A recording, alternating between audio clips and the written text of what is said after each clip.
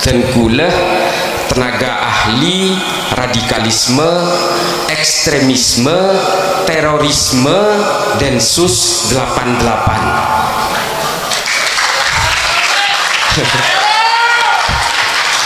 Tetimun urusan teroris kula cek apalah.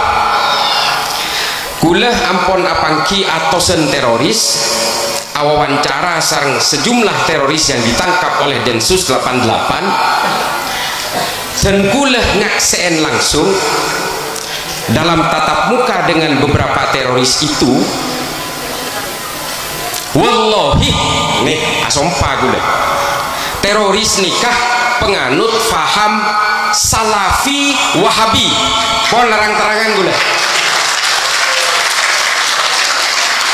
kula bengal tanggung jawab, kula keduan datang. Semua teroris yang ditangkap oleh Densus 88 bertatap muka dengan saya, dan saya adalah orang pertama yang membuka kepala mereka mengapa mereka menjadi teroris dan mengapa ajaran apa yang dipegang oleh teroris itu. Rata-rata apa ada? Ngaramakin tahlil, ngaramakin hol, ngaramakin molodan, nih ngaramakin musik, pada kula nyakseen langsung. Apangki kula totalah 317 teroris secara acak beri ya ceh seterakhir nikai poso beri bedetang kepen ni Magetan mangken nika bedetang kepen ni Sorga Jedua lastari pangkiin sudah disarang dan gula, dan semuanya penganut yang sama.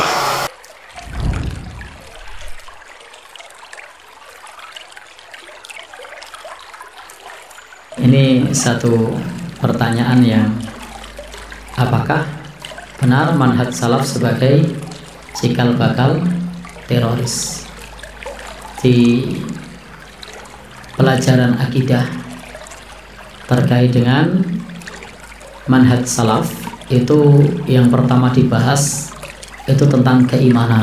Yang paling tinggi adalah la ilaha illallah, kemudian yang paling rendah adalah imatatul adza anit thariq, menyingkirkan duri dari jalan.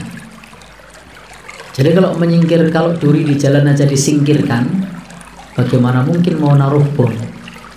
Padahal menyingkirkan duri adalah bagian dari ajaran yang dianutnya. Lalu kemudian naruh bom, tidak mungkin. Karena di situ disebutkan menyingkirkan duri dari jalan adalah bagian dari cabang keimanan. Wal haya syu'batun minal iman, dan malu adalah sebagian dari iman. Kemudian juga diajarkan untuk menghormati para pemimpin, taat kepada pemerintah yang sah, as-sam'u wa tha'ah.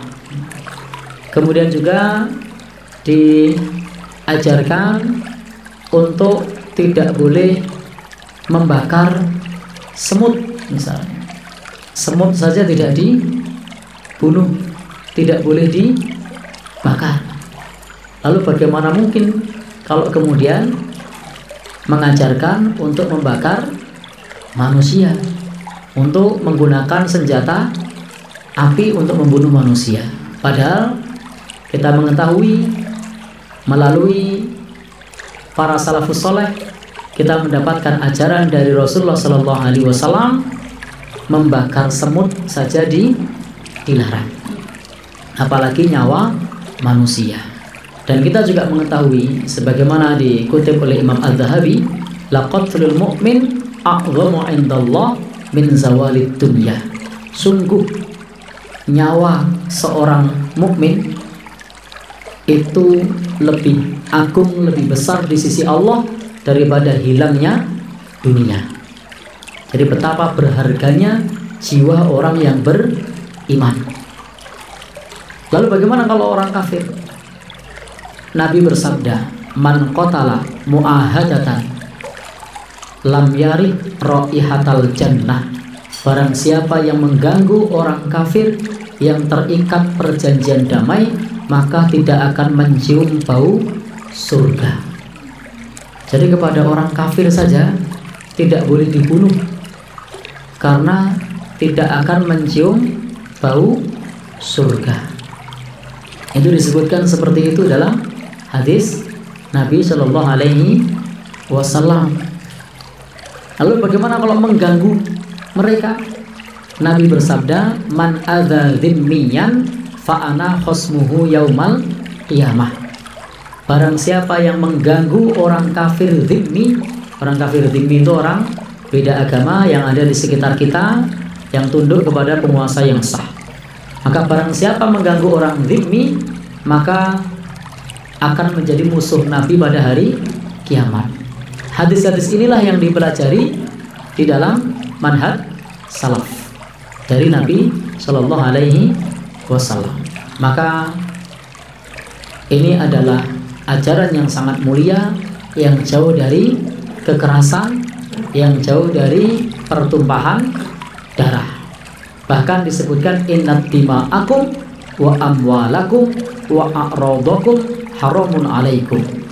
Sesungguhnya darah, sesungguhnya harta, sesungguhnya kehormatan haram bagi kalian. Ini adalah nas yang tegas yang kita peroleh dari Nabi Shallallahu Alaihi Wasallam melalui para salafus soleh. Maka insya Allah ketika kita beragama, at-tamassuku bima kana alaihi ashabu Rasulillah, berpegang teguh dengan apa yang dikerjakan, dipahami oleh para sahabat Rasulullah Shallallahu Alaihi Wasallam, insya Allah itu adalah akidah yang lurus. Wallahu a'lam bishawab.